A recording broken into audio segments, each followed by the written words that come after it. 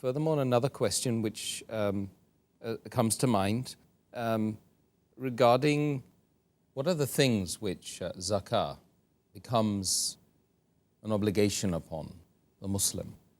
The things on which zakat has to be paid, which is binding on a Muslim, which becomes obligatory on a Muslim.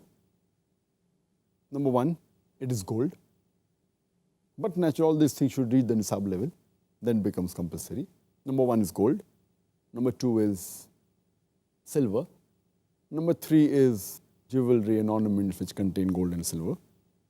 Number four is farm products. Number five is the cattle.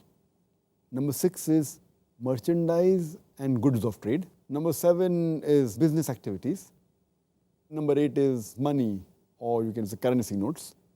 And the ninth thing on which zakat is compulsory is the stock in trade.